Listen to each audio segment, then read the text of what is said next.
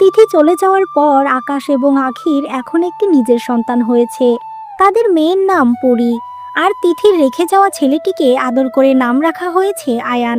এখন দুই ভাই বোন বেশ বড় হয়েছে। আয়ান এখনো পর্যন্ত জানে না যে আখি তার আসল মা নয়। আখি নিজের সন্তানের চেয়েও আয়ানকে বেশি ভালোবাসে। এমনই একদিন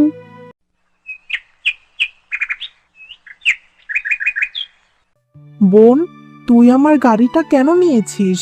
তোর তো অনেক পুতুল আছে, সেগুলো দিয়ে খেল। আমার খেলনা তুই কেন নিয়েছিস? দে বলছি আমাকে, তুই খেললে গাড়িটা ভেঙে যাবে। আমি কেন ভাঙবো গাড়িটা? এটা আমার খুব পছন্দ হয়েছে। এটা দিয়ে এখন থেকে আমি খেলবো। তুমি যাও, অন্য খেলনা দিয়ে খেলো। আমি এটা কিছুতেই দেব না। বোন, আমি বলছি আমাকে গাড়িটা দিয়ে দে, না হলে কিন্তু আমি মাকে ডাকবো। তখন কিন্তু তোর অনেক বকা খেতে হবে। এভাবে দুই ভাই বোন ঝগড়া করতে থাকে। তাদের চিৎকার শুনে সেখানে আখি আসে। কি রে, কি হয়েছে তোদের? আবারও দুজনে কেন ঝগড়া করছিস? দুজনে কি একটু মিলেমিশে খেলতে পারিস না? তোদের নিয়েই যদি সারাদিন পড়ে থাকতে হয়, ঘরের কাজকর্ম কি করে করব বল? মা, আমি কিছুই করি নাই। দেখো না, বোন আমার গাড়িটা নিয়েছে, আমি ওই গাড়িটা দিয়ে খেলা করি। ওকে কখন থেকে বলছি, দিচ্ছে না। কি ব্যাপার পরি, তুমি ভাইয়ার গাড়ি কেন নিয়েছো? তোমাকে তো বলেছি মা, আয়ান তোমার বড় ভাইয়া হয়, তার সব কথা শুনে চলবে। ভাইয়া যখন গাড়িটা চাইছে, দিয়ে দাও না, তুমি তোমার পুতুল নিয়ে খেলো। থাক মা, বোন একটু খেলে নিক, তারপর আমি নিয়ে নেব। ওকে তুমি আর বকা দিও না। আর মা, এখন থেকে আমরা মিলেমিশে খেলা করব, তোমার কাজে আর অসুবিধা হবে না। ওরে আমার লক্ষ্মী ছেলে রে, এভাবে আমাকে বুঝলে তো আমার জীবনে কোনো কষ্টই থাকবে না, শুধু সুখ আর সুখ। তোরা দুজনে হাসি খুশি থাকলেই আমার শান্তি। আচ্ছা, তাহলে তোরা দুজনে খেলা কর, আমি যাই, অনেক কাজ আছে। এরপর আখি চলে যায়। এমনভাবেই দুই ছেলে মেয়েকে নিয়ে হাসি খুশিতেই তাদের দিন কাটতে থাকে।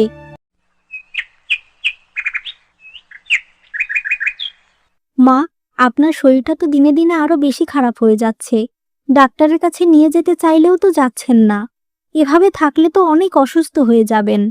না গো বৌমা, এতটাও শরীর খারাপ না। বয়সের সাথে সাথে তো একটু অসুস্থ থাকবই। এই দেখো না, একদিন আমি তোমাকে কত খারাপভাবে দিনরাত অপমান করতাম। আজ সেই তুমি আমার এই বয়সে এসে আমার পাশে আছো, আমাকে সেবা করছো। প্রত্যেকটা মানুষেরই বোঝা উচিত, শরীর চিরকাল একরকম থাকে না। বয়সের সাথে সাথে সব শেষ হয়ে যায়। মা, আপনি আবার এসব কথা বলছেন? আপনাকে তো বলেছি মা, ওই সময়ের সব কথা ভুলে আমি এখন ভালো থাকতে চাই, সন্তানদের মানুষের মতো মানুষ করতে চাই। আপনি আমার মা, একসময় একটু খারাপ কিছু বলেছেন বলে কি সারা জীবন আমি ওই সব মনে রাখবো নাকি? মা, দয়া করে আর আগের কথা মনে করে কষ্ট পাবেন না। তুমি খুবই ভালো মেয়ে বৌমা। কত সুন্দর করে অন্যের পেটে জন্ম নেওয়া সন্তানকে নিজের সন্তানের থেকেও বেশি ভালোবাসা দিয়ে বড় করছো। তোমাকে যত দেখি ততই অবাক হয়ে যাই বৌমা। এমন করে বলবেন না মা, আমি আয়ানকে কখনোই অন্যের সন্তান মনে করি না। ও আমার ছেলে, আমার আয়ান। আর আমি এটাও চাই না যে ও কখনো জানতে পারুক আমি ওর মা না। আমার আয়ানকে আমি খুব ভালোবাসি, তাই আমি চাই না ও কখনো কোনো কারণে আঘাত পাক। তুমি ঠিক বলেছ। আয়ান যেটা জেনেছে সেটা জেনেই বড় হোক, কারণ ওর অতীত জানলে খুব কষ্ট পাবে। হ্যাঁ মা, আপনি শুধু দোয়া করবেন আমি যেন ওদের দুজনকে অনেক ভালোভাবে বড় করতে পারি। আমি এখন ঘরে যাচ্ছি, ওদিকে আবার দুই ভাই বোন ঝগড়া লাগিয়ে দেবে। এই বলে আখি ঘরে চলে যায়। অন্যদিকে তিথি বেশ কয়েক বছর আগে সাজিদ নামের একটা ছেলেকে বিয়ে করে, আর তাকে নিয়ে সে বেশ ভালোভাবেই সংসার করছে। এমনই একদিন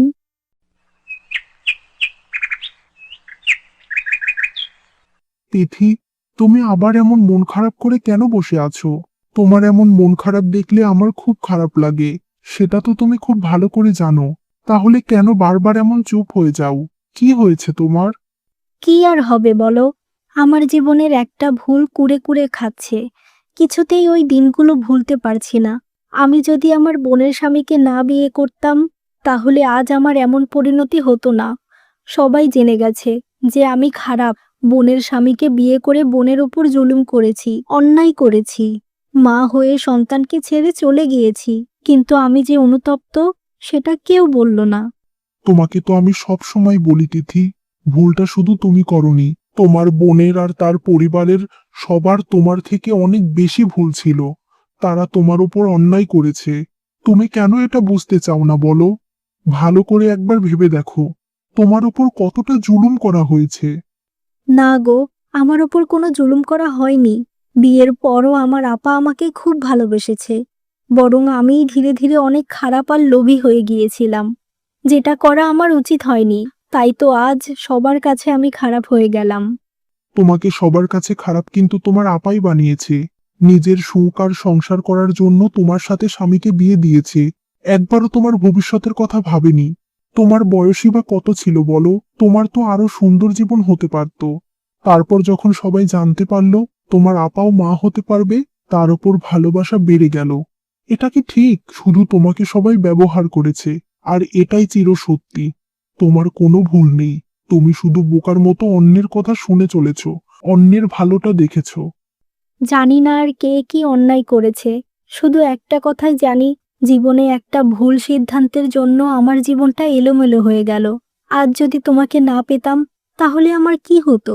কে আমার এই সব কথা শুনে বিয়ে করত? শোনো তিথি, ভালো মানুষদের পাশে দাঁড়ানোর লোকের অভাব হয় না। আর তাছাড়া তুমিও তো আমার অতীত, আমার সমস্যার কথা জেনে আমাকে বিয়ে করেছো। এটাই বা কয়জনে করত? এসব কথা বলে আর লাভ নেই। তুমি তোমার মতো করে সুন্দর জীবন কাটাও। এসব নিয়ে আর ভেবো না। আমি সব সময় তোমার পাশে আছি। এভাবেই তারা কথা বলতে থাকে। এমনভাবেই সবাই নিজেদের মতো করে জীবন কাটাতে থাকে। এরপর কেটে যায় বেশ কয়েক বছর।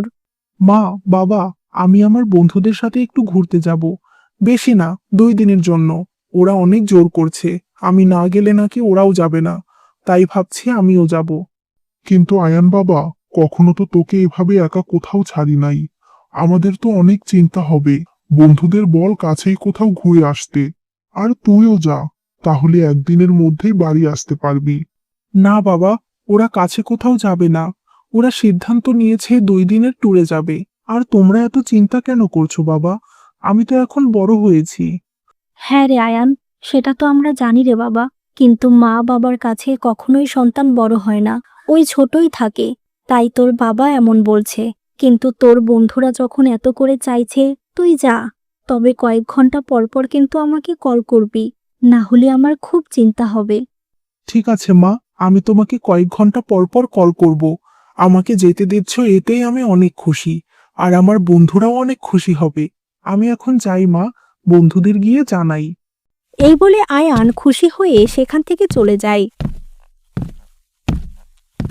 আখি, তুমি আয়ানকে আজ একা ছাড়লে? তোমার জন্যই তো আমি আয়ানকে কোথাও যাওয়ার অনুমতি দিতাম না।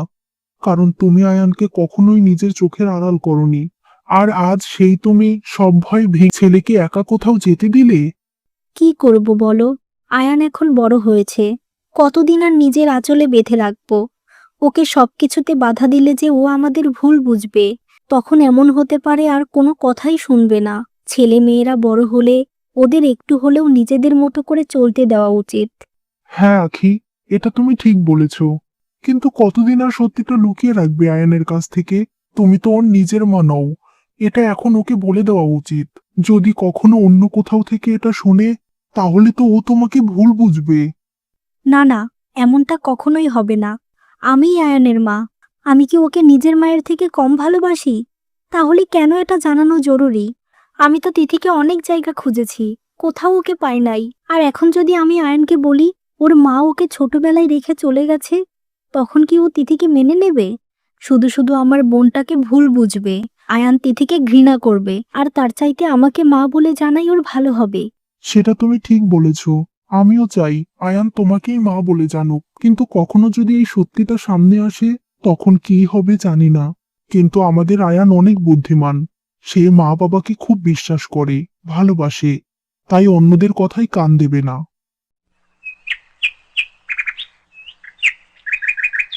মা, তুমি তো জানো আমার এমন খাবার খেতে ভালো লাগে না। তাহলে কেন এসব রান্না করো? একটা ডিম ভেজে এনে দাও, আমি ভাত খেয়ে নিচ্ছি। পরি, তুই সবসময় খাবার নিয়ে এত এমন করিস কেন বলতো?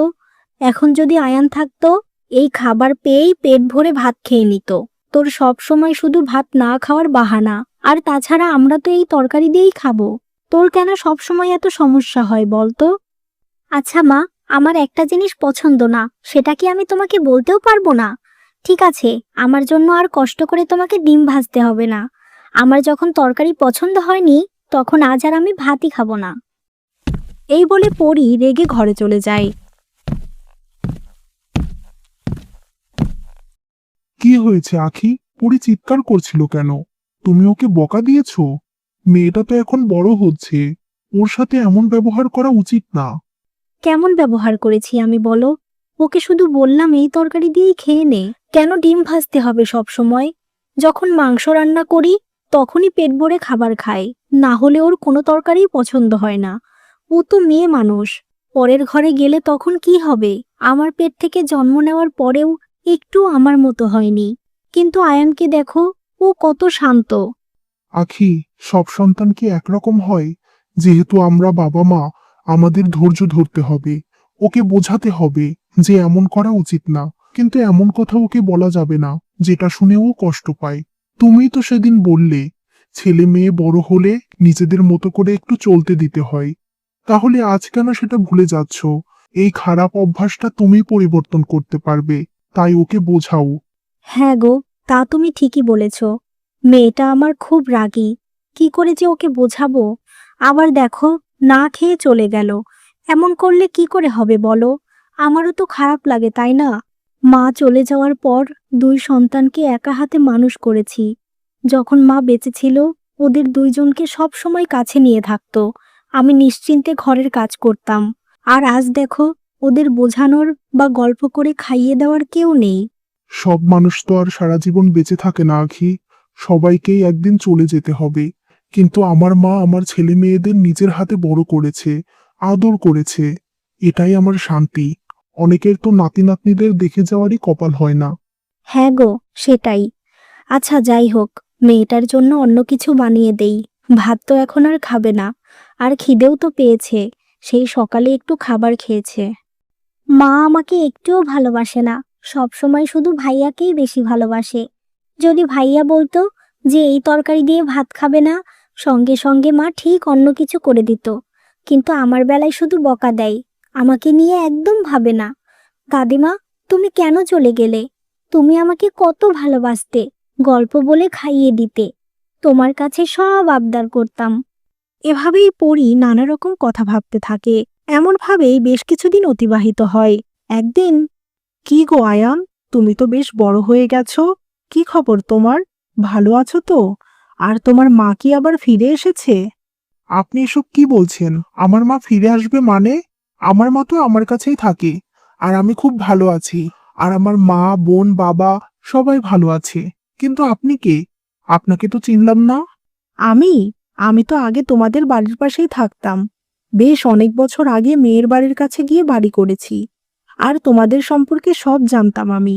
তোমার মা তো সেই ছোটবেলায় তোমাকে ফেলে রেখে চলে গিয়েছিল, আর তাকে খুঁজে পাওয়া যায় নাই। কত খোঁজাখুঁজি হয়েছিল, কিন্তু এমন মা কখনো দেখিনি যে নিজের দুধের শিশুকে অন্যের কাছে রেখে চলে যায়। আপনি এসব কি আজে বাজে কথা বলছেন? আমার মা আমাকে ছেড়ে কোথাও যায় নাই। ছোটবেলা থেকেই আমি আমার মায়ের কাছেই আছি। আর আমার মায়ের সম্পর্কে একদম খারাপ কথা বলবেন না। আমার মা সম্পর্কে কেউ খারাপ কথা বললে তাকে যে কি করব নিজেও জানি না। বাহ, তোমার মা তো তোমাকে ভালোই শিক্ষা দিয়েছে। নিজেও যেমন, ছেলেটাকেও তেমন বানিয়েছে।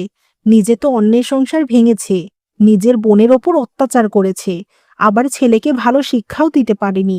তোমার মতো ছেলের সাথে কথা বলে সময় নষ্ট করে লাভ নেই। তোমার মাকে বলো একটু বাইরে বের হতে, ওর মুখ দেখেই মানুষ ঘেন্না করবে। এসব বলে মহিলাটি চলে যায়। আর আয়ানের এসব শুনে অনেক রাগ হয়। সে বাড়ি ফিরে সবকিছু আখিকে বলে।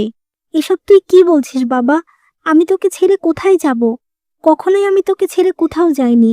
তুই তো আমাকে ছোট থেকেই দেখছিস। আমি কি একা রেখে কোথাও গিয়েছি বল? যে তোকে এসব কথা বলেছে, সে চাই তুই যেন তোর মা বাবাকে ভুল বুঝিস, তাই এসব কথা বলেছে। আমি তো ওনার কথা বিশ্বাস করিনি মা, কিন্তু এর আগেও আমাকে একজন এসব কথা বলেছিল। আমাকে কেন তারা এমন কথা বলে? এমন কি কোনো কথা আছে যেটা আমি জানি না? যদি এমন কিছু থাকে তো আমাকে বলো, অন্তত আমি তাদের কথার জবাব দিতে পারবো। আমি চাই না আমার মাকে নিয়ে কেউ খারাপ কথা বলুক। না আয়ান, এমন কোনো কিছুই নেই।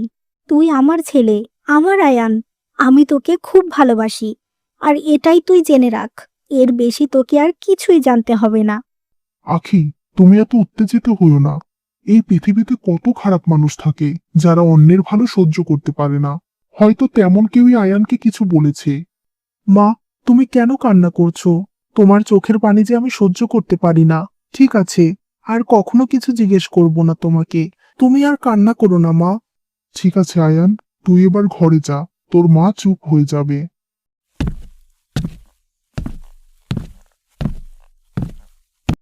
আমি এই সামান্য কথা বলাতে মা এতটা উত্তেজিত কেন হলো? কি এমন কথা বলেছি আমি? আর বারবার কেনই বা এই প্রশ্নের মুখে পড়তে হয় আমাকে? কই, পরীকে তো কখনো কেউ এমন কথা বলে না। যদি বলতো, ও তো আমার মতো মাকে গিয়ে বলে দিত। সত্যিই কোনো গোপন কিছু নেই তো, যেটা আমি জানি না? এভাবেই আয়ান নানা রকম কথা ভাবতে থাকে। এমনভাবে বেশ কিছুদিন অতিবাহিত হয়। একদিন পরি আর আয়ান দুজনে বসে গল্প করছিল। এমন সময় সেখানে একটা মহিলা আসে। কে আপনি? আমাদের বাড়িতে কেন এসেছেন? কাউকে কি খুঁজছেন? কি হলো? কি হলো?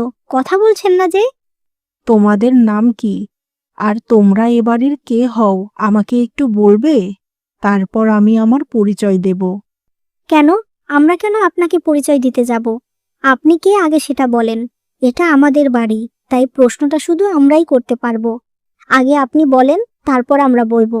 কেন আমাদের বাড়িতে এসেছেন? আমার নাম তিথি। আমি একজনকে খুঁজছি। আর এই বাড়িতেই সে আর তার পরিবার থাকে। তোমরা আমাকে চিনতে পারবে না। এবার বলো, তোমরা কে? আর তোমাদের বাবা মার নাম কি? আমার নাম আয়ান, আর ওর নাম পরি। আমরা দুই ভাই বোন। আমাদের মায়ের নাম আখি, আর বাবার নাম আকাশ। এছাড়া আর এ বাড়িতে কেউই থাকে না। আয়ান, তুই আমার আয়ান? কেমন আছিস বাবা? তুই কত বড় হয়ে গেছিস। কখনোই তোর সামনে আসতে চাইনি রে বাবা। কিন্তু আর যে আমি থাকতে পারছি না। এক নজর দেখার জন্য চলে এসেছি তোর কাছে। আপনি ভাইয়াকে তুই করে কেন বলছেন? ওকে কি আপনি চেনেন? একটা অচেনা মানুষ হয়ে আমার ভাইয়ার সাথে এভাবে কেন কথা বলছেন? এভাবে পরি চিৎকার করতে থাকে। আর তার চিৎকার শুনে সেখানে আখি আর আকাশ আসে। এ কি তিথি, তুই এখানে? এতদিন পরে? কোথায় ছিলি তুই? আর এতদিন পরে এ বাড়িতে কেন এসেছিস? তুই কি এই সংসারটাকে ধ্বংস করতে এসেছিস? এখন আমরা খুব ভালো আছি। তোর কোনো জায়গা নেই এ বাড়িতে। আর তুই তো এ বাড়ির কেউ না। একদিন সম্পর্ক ছিল, কিন্তু সেই সম্পর্ক আর নেই। আমি তো সেই সম্পর্কের জন্য এখানে আসিনি রে আপা। আমি এসেছি আমার ছেলেকে দেখতে। কিন্তু এসে যা বুঝলাম, তোরা তো ওকে আমার পরিচয় জানতেই দিসনি। ওর মাকে ও সেটাও জানে না। এইভাবে আমার সন্তানকে বড় করেছিস। আমি চলে গিয়েছিলাম ঠিক, কিন্তু তাই বলে আমার পরিচয় ওকে দিবি না? আসলেই আপা, তুই শুধু আমাকে স্বার্থের জন্য ব্যবহার করেছিস। তিথি, তুমি চুপ করো। এসব কি বলছো? আমার সন্তানকে আখি নিজের সন্তান থেকেও বেশি ভালোবাসা দিয়ে বড় করেছে। আর তুমি ওর কিসের মা, যে কিনা ছোট অবুঝ বাচ্চাকে ফেলে চলে যায়? আজ এসেছো মায়ের অধিকার নিয়ে? কি হচ্ছে এসব? মা, বাবা, সে কে? আর আমি ওনার ছেলে কিভাবে হলাম? তোমরাই বা তাকে কিভাবে চেনো? মায়ের সাথে হয়তো খুব ভালো সম্পর্ক ছিল। আমি তো কিছুই বুঝতে পারছি না। তুই তো এখন বুঝবি না রে বাবা। আমি তোকে জন্ম দিয়েছি। তোর নিজের মা আমি, আর সে হলো তোর সৎ মা।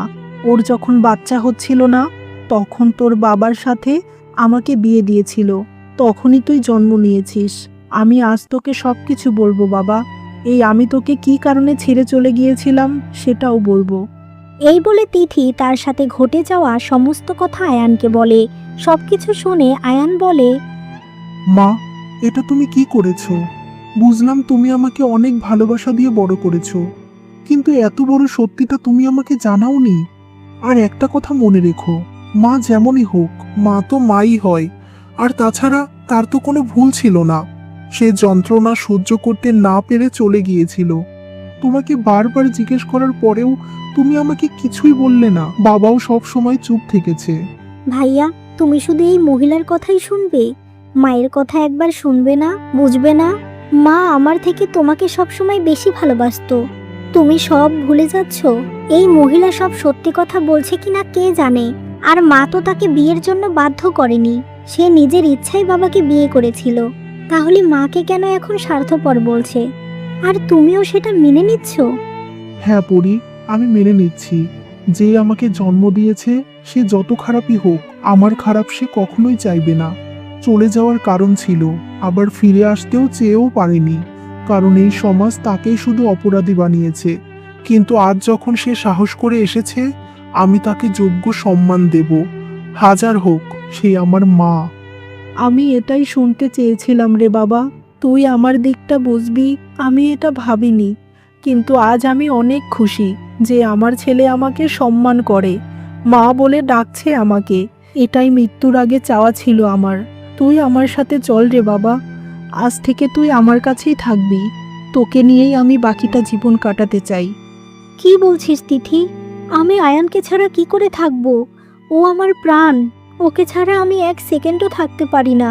তুই এসেছিস, তোকে ও মা বলে মেনেছে, এটাই তো অনেক। নিয়ে যাবি কেন? আয়ান বাবা, তোর মাকে ছেড়ে তুই যাস না। আমি তোকে ছাড়া বাঁচবো না। তোমার কাছে আমি অনেক বছর থেকেছি, এখন বোনও তোমার কাছে থাকবে। কিন্তু আমার মার তো কেউ নেই। আমি এখন আমার মায়ের পাশে থাকবো, তাকে সময় দেব। সারা জীবন সে অন্যের ঘৃণা পেয়ে গেছে, আমি আর তাকে অপমান সহ্য করতে দেব না। আমি এখনই তার সাথে চলে যাব। এরপর আয়ান কারো কথা না শুনে তিথির সাথে চলে যায়, আর আখি অনেক কান্না করতে থাকে। আয়ানকে তিথি আর তার স্বামী সাজিদ মিলে অনেক ভালোবাসতে শুরু করে। অন্যদিকে আয়ান চলে যাওয়ার পর থেকে আখি খাওয়া দাওয়া বন্ধ করে দেয়। সে ধীরে ধীরে অনেক অসুস্থ হয়ে পড়ে।